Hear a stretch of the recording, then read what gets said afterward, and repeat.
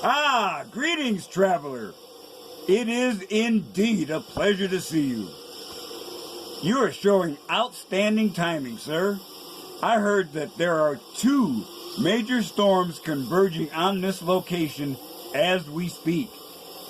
But please, don't just stand out here in the weather. You are more than welcome to enter my humble abode and share the fire with me. It is the world that has been pulled over your eyes to blind you from the truth. Or the truth.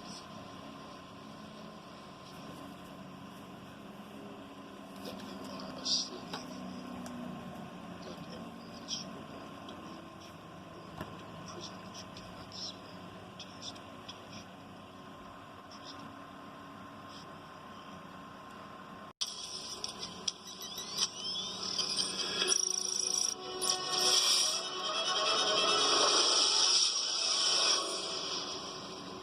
You have to let it all go, Neo. Fear, doubt, disbelief. Free your mind.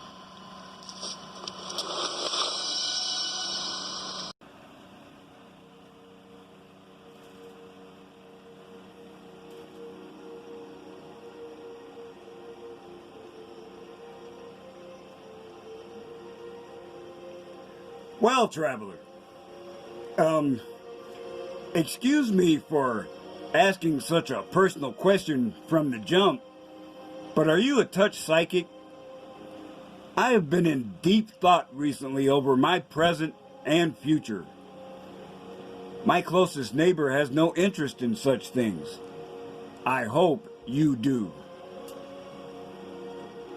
I was fortunate enough to participate with dark-skinned Tico Trim in his live stream Friday night, titled Act a Fool.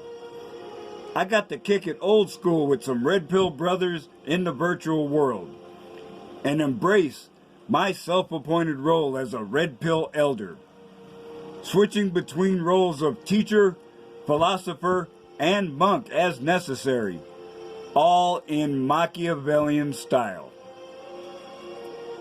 The evening was enhanced when I felt compelled to do my own live stream, starting at midnight, to honor our Red Pill brother, Ken Del Rican. I surprised myself by keeping that slow motion train wreck going for 2 hours. I apologize. I tried some minor editing and accidentally chopped off the last few minutes. Saturday, I got to take a lengthy car ride with my ex-wife and son. It is not a situation that brings on any anxiety. I still live in the brutal honesty regime, and I spoke exactly what was on my mind. My son remarked that my new philosophy of life is exactly the opposite of what I had taught him when he was growing up. He also said that I sound like a bitter misogynist. I said, maybe so, but there's no hate in my heart for women now. Just no interest. I backed up my opinion and attitude with facts, as one should. I got a chance to play some more bona fide badass mofo cards again that night on another Tico live stream, this one titled Table Flip. Why I'm talking about this will become evident later. For now, I shall continue to subvert your expectations. At the current mile marker of my Red Pill journey, and considering recent events, this topic is relevant. I present now for your enlightenment a little gun porn.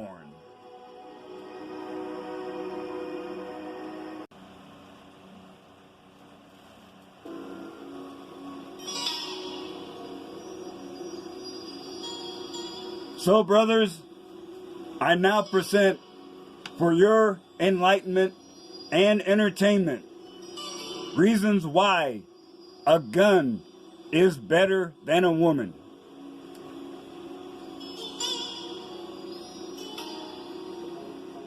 Staring longingly at an attractive gun will not make other guns jealous. Admiring someone else's gun is not impolite. If you tell him so, he will probably let you try it out a few times. Your gun won't be jealous or embarrassed when you go shopping for a new gun. So you can trade an old 44 for a new 22. You can have one gun at home and another for when you're on the road. Your primary gun doesn't mind if you keep another one for a backup in the same house.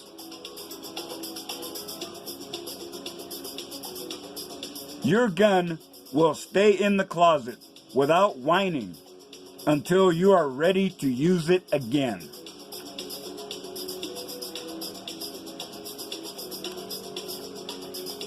Your gun will stay with you even if you run out of ammunition, and you don't have to feed your gun until you're ready to shoot it. Your gun will function normally every day of the month. A gun doesn't ask if the new grips make it look fat.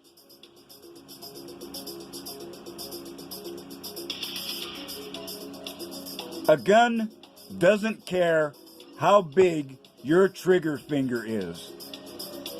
Also, your gun won't complain if you are a little fast on the trigger.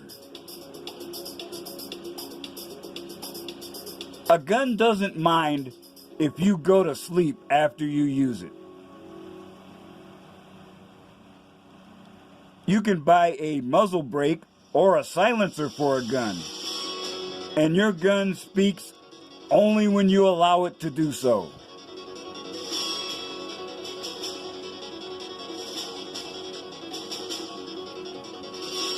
A gun won't call you 3 times a day for a week after you take it out for the first time.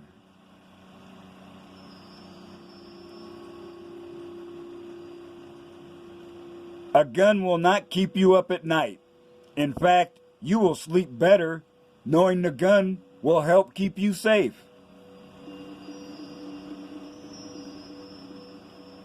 A gun doesn't care what you call it. Handgun or long gun, rifle or shotgun, firearm or equalizer, cannon or howitzer, pea shooter or boomstick. It will never have an identity crisis and will never seek counseling.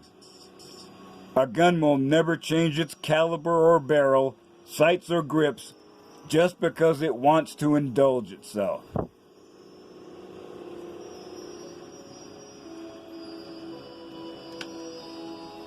Your gun wants you to master it all the time, and it will never resent your mastery.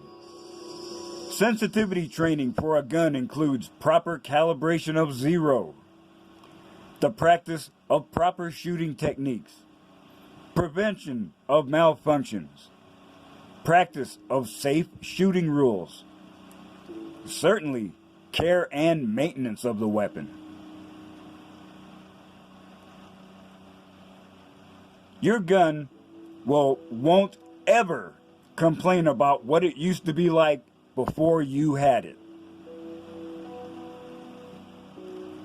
Your gun won't expect you to remember its birthday or anniversary or make you visit its old and ugly relatives.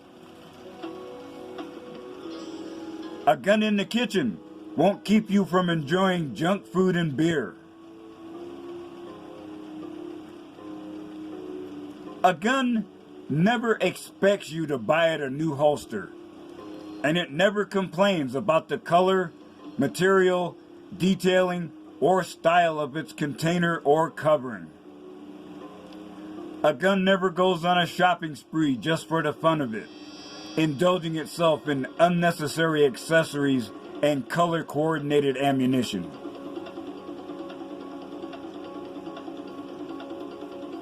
A gun never complains that you don't take it out enough. A gun never monopolizes the bathroom. You can leave your gun at home and it won't get bored or lonely. A gun never gets distracted, whimsical, or disobedient.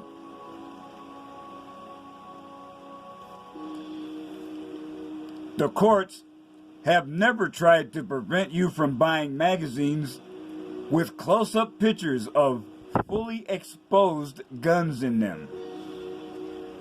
You can look at a magazine full of exciting pictures of exotic guns with your own gun right beside you, and your gun won't get upset.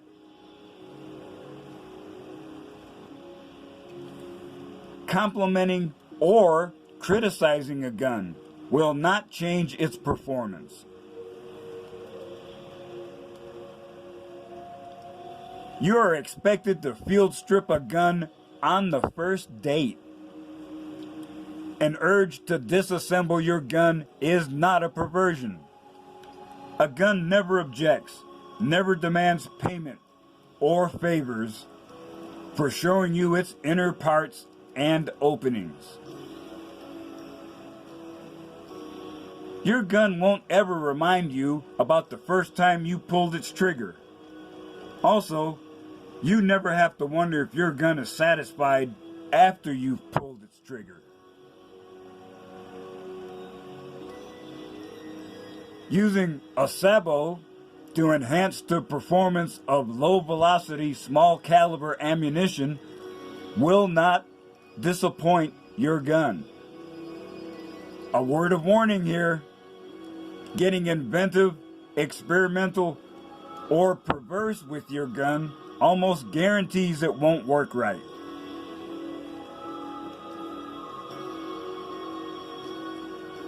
Using a lubricant on a gun is not kinky. A gun does not object to the use of solvents, cleansers, brushes, and mops. A gun never gets embarrassed when you bore sight it. It isn't immoral if you swap guns.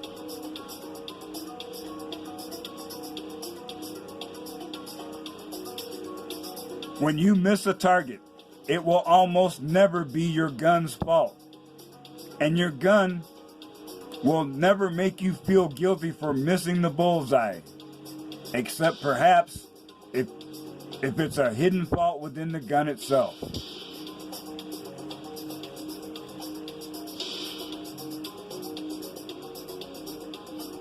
A gun will never leave you for another shooter. You can full choke your gun and not get arrested. Locking up your gun is not considered abusive or improper. You can make your gun totally harmless by unloading it. And I know that there's been a bunch, but now I have reached the last one. The number one reason that a gun is better than a woman. Your gun appreciates a hot load.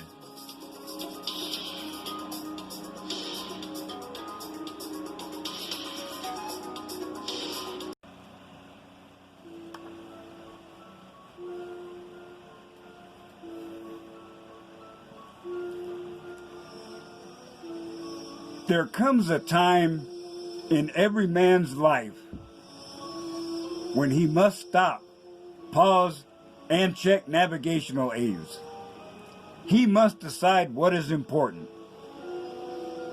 I am doing this because this Labor Day will mark the 2-year anniversary of me receiving my first red pill from the bona fide badass mofo Red Pill Elite.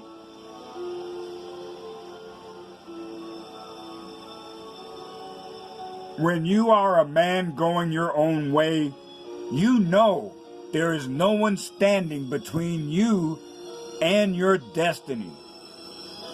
It is a simple acknowledgement of reality. For me, because I understand now how to apply Machiavellian techniques, I know that at times you must manipulate yourself and provide your own motivation. That is what I am doing now.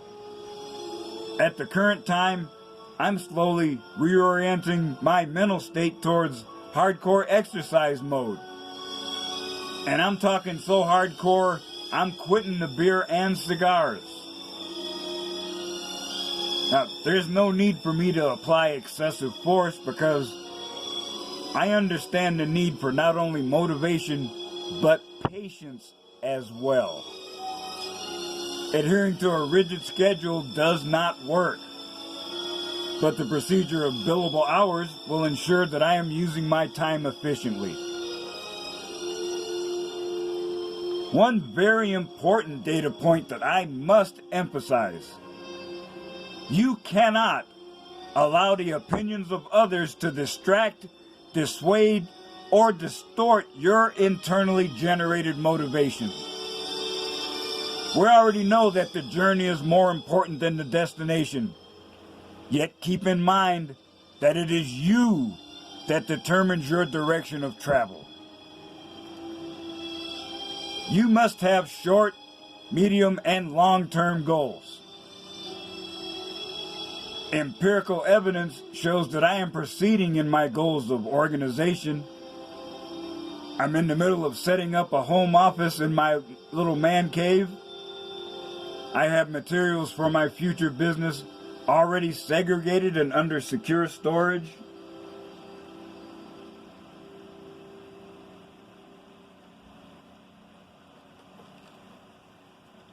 Tools and parts consolidated and ready for a final sort into boxes. I am constantly learning and growing. Lately, I've been doing tag teams with MGTOW Absolute Knowledge to increase my skill level in performing live streams.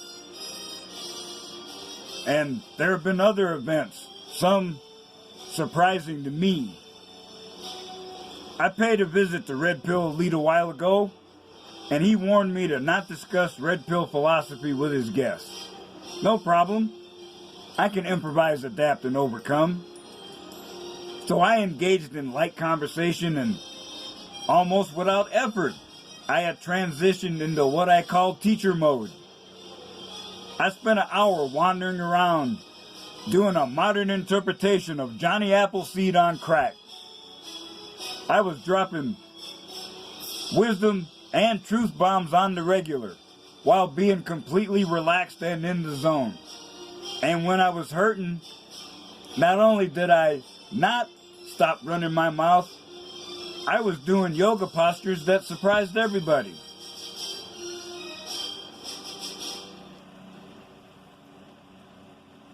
One other thing that I have been doing is to increase my serenity so I will become a locus of absolute calm, the center of a hurricane.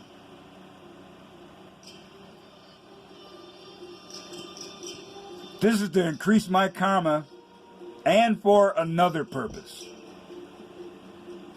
Everyone, even a monk like me, must engage in periods of socialization and receiving validation.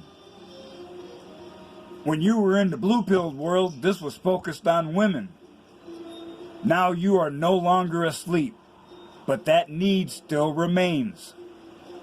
It is necessary for you to receive that from alternate sources. Sometimes it is also necessary to random purge. You must do so to eliminate that hate and pain within, for if you do not, it will destroy you from the inside. Take it from one who knows. You need to have a trusted person that you can reach out to, one who understands and can keep secrets in confidence. I understood this principle due to incidents that occurred in college over 40 years ago. Soap opera drama is fun until it's about you.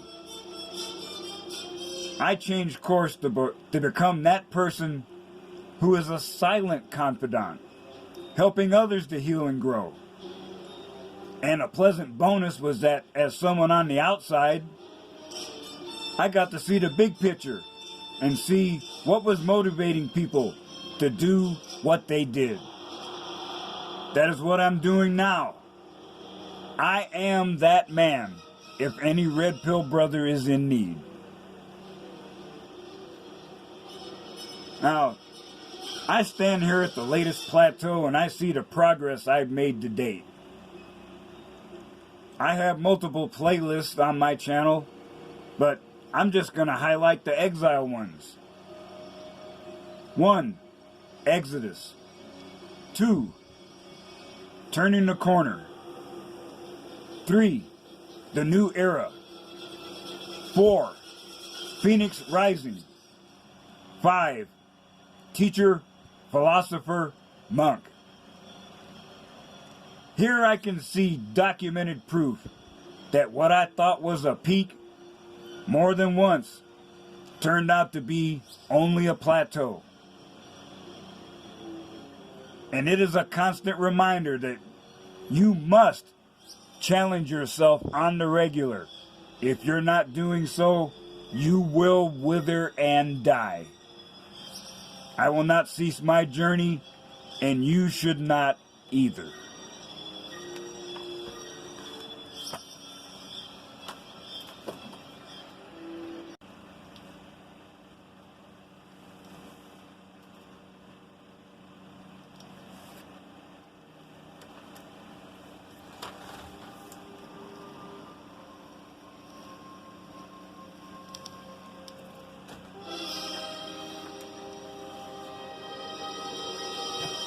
I have a few minutes of video time left, and as I mentioned earlier, you must ran and purge, and I need to do so now.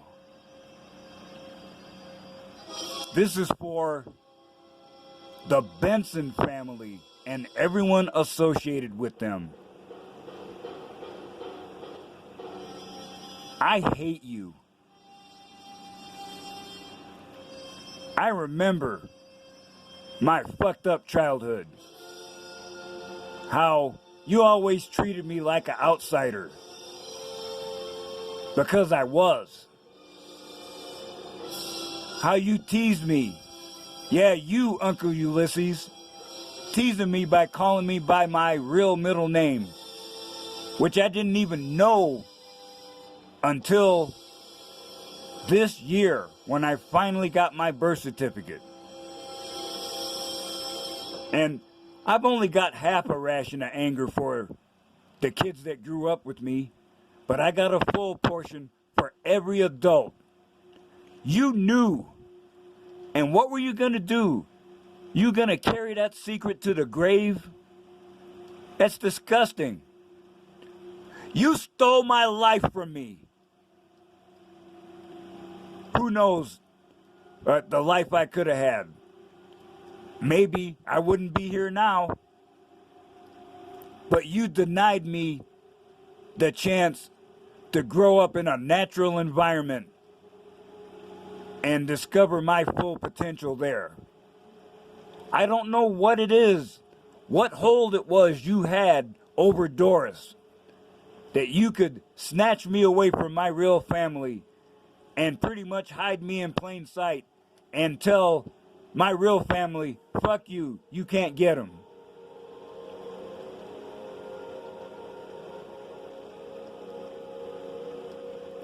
And because of the psychological trauma you caused by doing this Mickey Mouse bullshit, I wasted my life in a loveless marriage. I've said before, there were good times, but not near enough.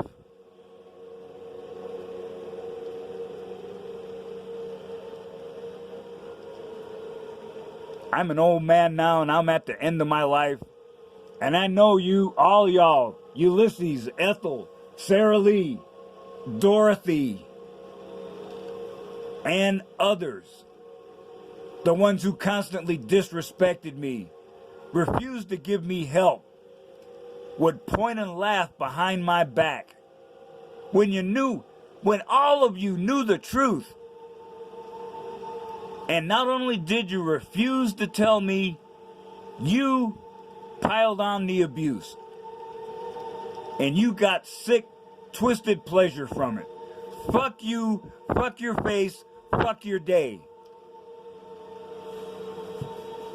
Shout out to Tico Tran.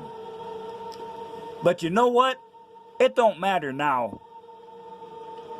Yeah, y'all are all pointing and laughing now. And if you're looking now, you may still be pointing and laughing. Say, yeah, we knew he couldn't do it because he was all fucked up. Fuck you. What I'm doing now is something you are incapable of. Living in the brutal honesty regime, bitch. Yeah, I lost a lot of time, and there's only a few grains of sand in my hourglass now, but now I have mental clarity. Now I have focus. And especially now, my zero fucks given skill is turned up to 11. So what the fuck can you do to me? Not a damn thing.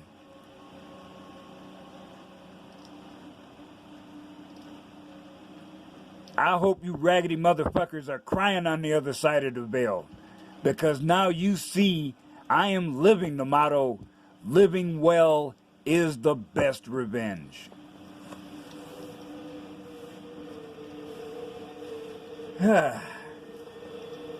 Well, traveler, I must sincerely apologize for subjecting you to this rant. But as this video is a benchmark of sorts, it seemed appropriate. So now, I am going to scrape up my change, go buy another cigar, and crack open a 40 of Old English, and kick it old school.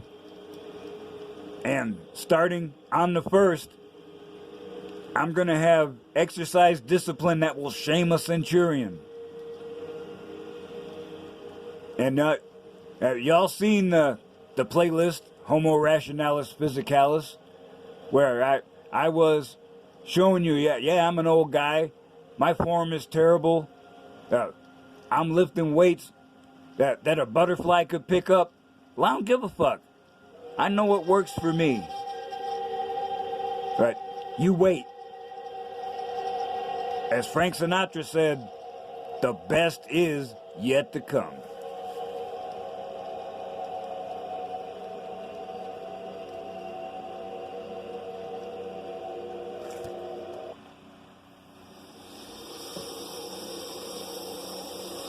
So, traveler,